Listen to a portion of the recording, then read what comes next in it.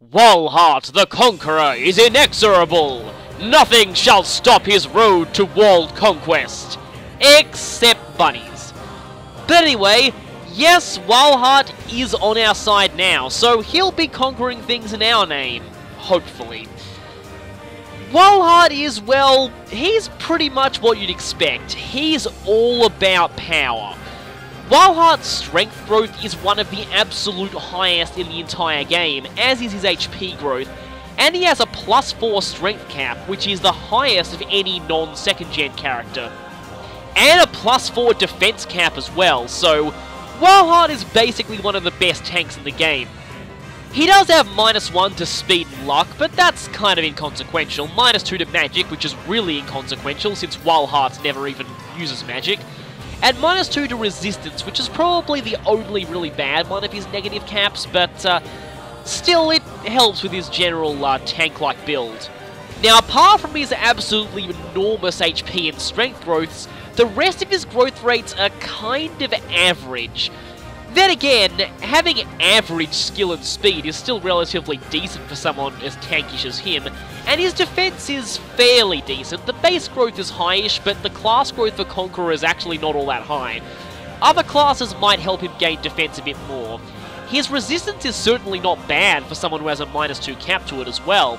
Of course, Walhart's growths actually don't matter all that much because his starting stats are already really close to max anyway.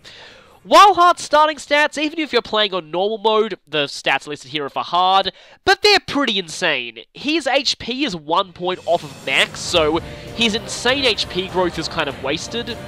And his strength will only need a few more level ups to max out as well, and he'll max out his skill, speed, and defense pretty quickly as well, so really, Walhart's growths actually aren't all that important, because again, his base stats are so insanely high, it really doesn't matter that much. Walhart, right off the bat, can pretty much fight decently, well, more than decently well, fight amazingly well, without much need of really any kind of level ups, really. He'll be destroying stuff right off the bat.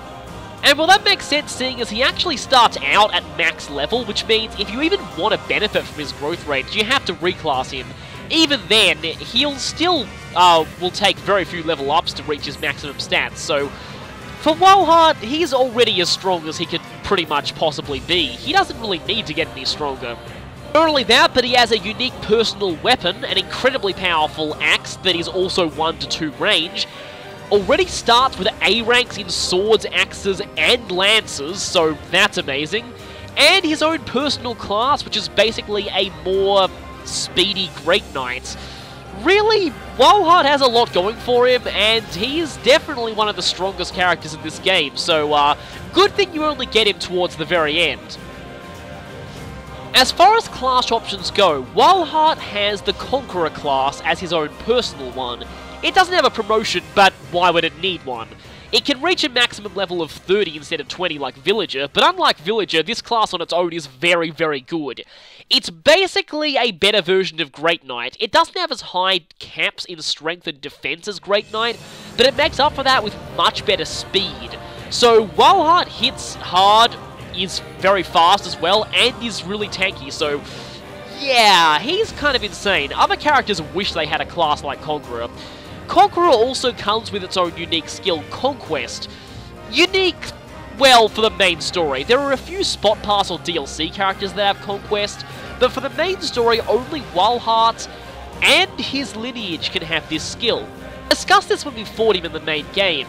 Conquest negates the weaknesses of armored and mounted class types, and that's pretty good because Conqueror happens to count as both. So, with this skill equipped, you don't have to worry about hammers, armor slayers, beast killers, beastbane. None of that works. All of those weapons do normal damage to Walhart. No weakness bonus at all. So that's a really useful skill, especially seeing as most of Walhart's class options can benefit from that. Now, the thing is, it says that it only negates the weaknesses of armor and beast effective weapons. That's important because Walhart also has access to the Wyvern Rider class branch. Conquest will not negate the effectiveness bonus of dragon slaying weapons, so he'll still need to watch out for worm slayers if he reclasses to that branch. There's also a very interesting thing about this skill. I said before that this skill is exclusive to Walhart and his lineage. Walhart can marry a female avatar and father male Morgan.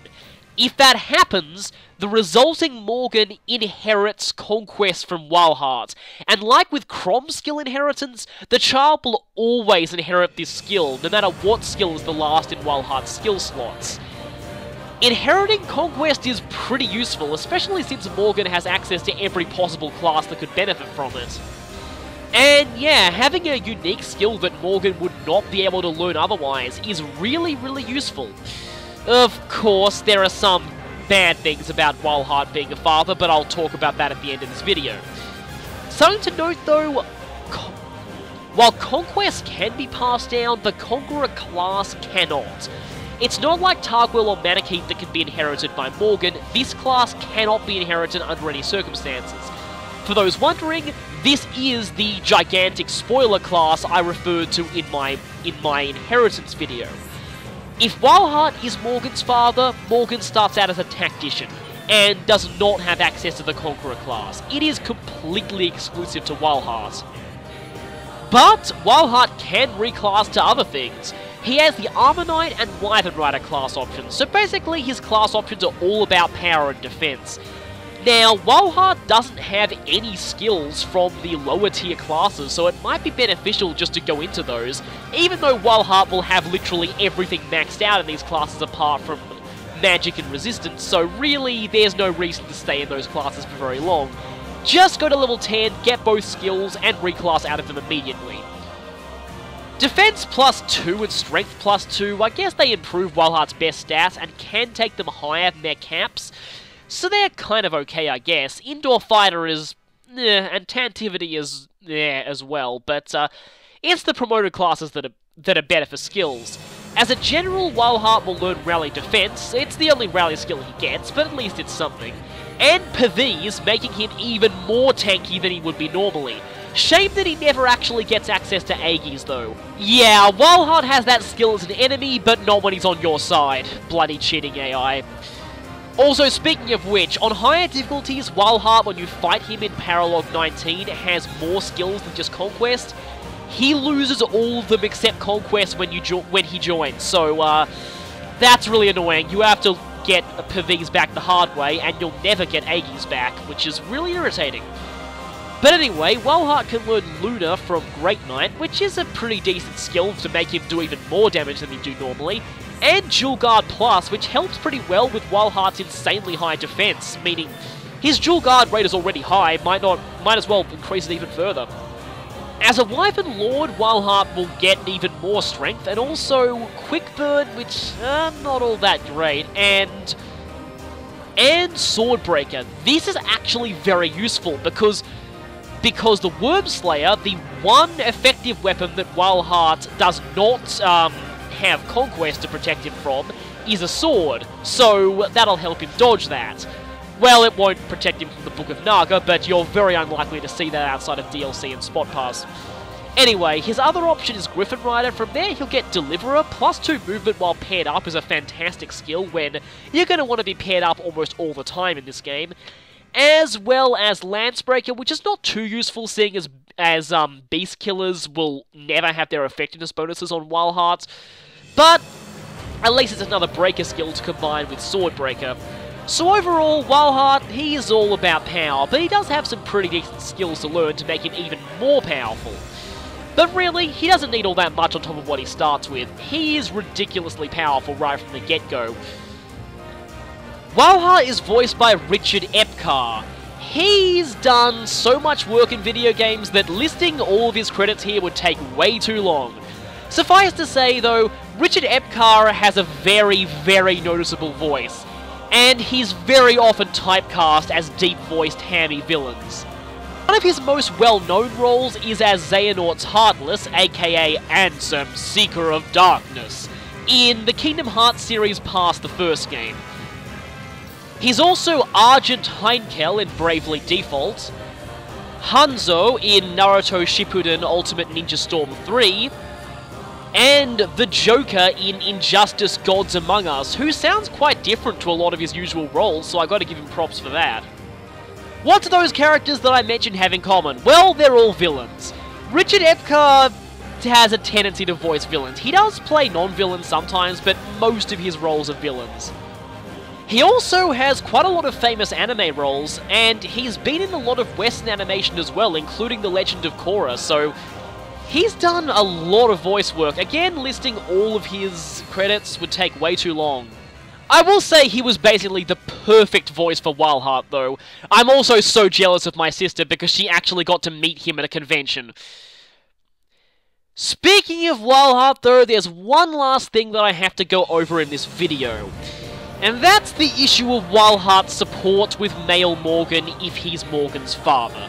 These conversations have become really infamous among the fandom of this game, but a lot of people don't know the full story, so I'll just give a brief summary here. If Walhart is Morgan's father, his dialogue in the Morgan and father supports, with Morgan's dialogue being the same and not changing at all, is incredibly violently abusive. He outright threatens to kill Morgan at several points, threatens to run him through with a sword, like threatens to beat him to death if he doesn't stop crying. It's really, really brutal, and it's actually almost horrifying to read. So there's been, references going around in the fandom for, sarcastically, Walhart for Father of the Year award, and things like that. But something that a lot of people don't realize, unlike Tharia, who was still an abusive parent even in the Japanese version, Walhart is only abusive in the English localization. Yeah, the Japanese version of Walhart's parent and child support with Morgan, he's a little cold and distant, but he is definitely not abusive, and he definitely doesn't threaten to kill Morgan repeatedly. Nothing like that at all. I'll post a link in the description to a translation of the Japanese father and child supports for Walhart and Morgan. They are nowhere near as bad as the English version, and this is one thing that really, really angers me about the English version. Why would you add something like this into your translation? Why? I go on and on about how I don't like the changes to Henry's characterization, but to be honest, this is 100 times worse. 100 times worse. Making someone a violently abusive parent when they weren't in the original version of the game, that is just disturbing. I don't see why anyone would ever try and do that. I don't know if they wanted to play it for comedy or not, but it's really not funny. Henry's stuff, arguably, I can see why certain people would find those funny. Walhart, though, I really can't see why anyone would find that funny at all. This might have been another case of the English version trying to insert comedy where it wasn't in the original, and failing miserably, like Crom and Sumiya supports, but this is worse than that. This is so much worse than that. And I really, really think that seriously, Nintendo's localizer should make sure that nothing like this ever happens again, because this has got to be, in my opinion, one of the flat-out worst localization changes ever made in a game. And I just want to take a stand against this.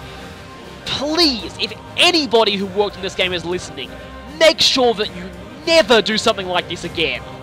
Anyway, I'll save my anger for now. I'm sorry that you had to hear that, but I had to get that out there.